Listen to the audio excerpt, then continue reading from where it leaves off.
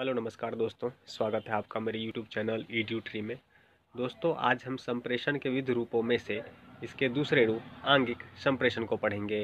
इससे पहले के वीडियो में हमने मौखिक संप्रेषण को पढ़ा था और समझा था। अगर अभी तक आपने उस वीडियो को नहीं देखा है तो उसका लिंक मैं नीचे डिस्क्रिप्शन में दे दूंगा, वहाँ जाके आप वह वीडियो देख सकते हैं। तो चलिए शुरू करते हैं आज की इस वीडियो को।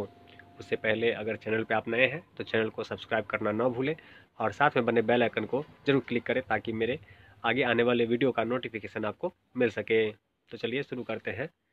आंगिक संप्रेषण। जैसा पहले के वीडियो में हमने मौखिक संप्रेषण के बारे में पढ़ा था, तो यहाँ हम जान लेते हैं कि मनुष्य केवल बोलकर ही अपनी बात संप्रेषित नहीं करता है, बल्कि वह अपने शरीर के सभी अंग, चाहे वो आँख हो, हाथ हो, पैर हो, कंधे हो, सब संप्रेषण में सहयोग देते हैं। यह गैर शाब्दिक, आंगिक या अमौखिक संप्रेषण है। इससे पहले की वीडियो में हमने पढ़ा था मौखिक संप्रेषण, जिसमें हम बोलकर किसी भाषा की सहायता से अपनी बात दूसरे के सामने प्रेषित करते थे या दूसरे के सामने व्यक्त करते थे। और आंगिक संप्रेषण के अंदर हम अपने शरीर के अंगों, जिसमें आँख, हाथ, पैर, कंधे, इन सब का उपयोग करके अपने मनोभाव को दूसरे के सामने व्यक्त करते हैं। यह आंगिक संप्रेषण है।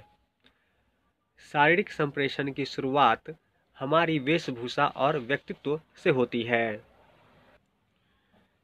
जैसे हम किसी अधिकारी के कमरे में प्रवेश करते हैं तो वह हमारी वेशभूषा और व्यक्तित्व से हमारे बारे में कुछ विचार, कुछ धारणा बना लेता है। जैसे उसके सामने हम कैसे खड़े होते हैं, कैसे बैठते हैं, इसका असर पड़ता है। हमने कई बार देखा है कि कई लोग किसी दफ्तर में किसी अधिकारी के सामने जाते हैं तो टेबल को पकड़कर झुक जाते हैं और तब तक झुके रहते हैं जब तक वह अधिकारी झुंझलाकर कह न दे कि जनाब जरा सीधे खड़े होइए।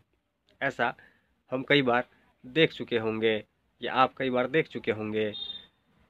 हम जाने अनजाने में सामने बैठे अधिकारी को अपने व्यक्तित्व के बारे में बता रहे होते हैं।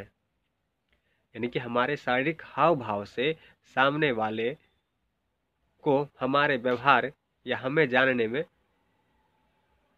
सहायता मिलती है। जब उस अधिकारी ने उससे कहा कि आपने, जैसे किसी कार्य के लिए हम जाते हैं और उसे कुछ दस्तावेज दिखाते हैं तो वह हमें कहता है, जैसे मान लीजिए आपने फोटो कॉपी दी, तो हो सकता है वह आपसे कह सकता है कि आपने जो फोटो कॉपी प्रस्तुत की है उसकी मूल प्रति दिखाइए, यानी ओरिजिनल डॉक्यूमेंट उसका दिखाइए। इस मूल प्रति निकालने से पहले अगर हम कंधे उचकाएंगे, मुंह बनाएंगे, तो ऐसे में सामने वाले हमारे मनोभाव को समझेगा कि आखिर हम क्या चाहते हैं। जैसे कंधे उचकाएंगे, इसका मैसेज जाएगा कि भाई मैं क्यों दिखाऊं या ये देखने वाला कौन है। इससे क्या होगा कि हमारा काम, बनता हुआ काम ही बिगड़ जाएगा। जबकि अगर वो हमसे मूल प्रति मांगे और उसे हम विनम्रता से कहे कि जी मेरे पास नहीं है, तो शायद हमारा काम बन सकता है। इस प्रकार हमारा जो व्यवहार है, आंगिक हाव भाव है, वह दूसरे पर काफ़ी प्रभाव डालता है। आंखें आंगिक संप्रेषण का सबसे सशक्त माध्यम है। जब कोई प्रसन्न होता है तो कहते हैं कि उसकी आंखें हंस रही हैं। हमने लोगों को अक्सर यह कहते सुना होगा, उसकी आंखें गुस्से से लाल थी, यानी वह व्यक्ति गुस्से में है।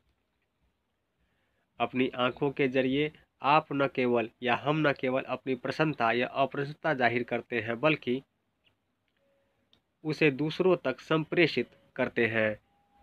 यानी कि जाने अनजाने में दूसरे तक हम अपने मनोभाव को व्यक्त करते हैं कि हम प्रसन्न हैं या अप्रसन्न हैं। किसी की आंखें नम हो तो हम जान जाते हैं कि वह दुखी है। कभी कभी खुशी के आंसू भी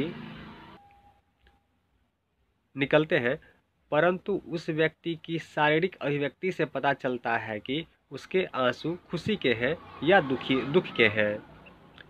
आंखों से ही पता चल जाता है कि सामने वाला आपसे प्रसन्न है या अप्रसन्न। उनका आना आपको या हमें अच्छा लगा या बुरा, या आप उसे टालना चाहते हैं। इस प्रकार के कई उदाहरण हो सकते हैं। इससे हम यह अनुमान लगा सकते हैं कि दूसरे का शारीरिक हाव भाव हमें या हमारे प्रति क्या व्यवहार व्यक्त करना चाहता है। दूसरे के मनोभाव को उसके शारीरिक हाव भाव से हम समझ जाते हैं। तो आज के इस वीडियो में हमने आंगिक संप्रेषण को पढ़ा और इसे समझा।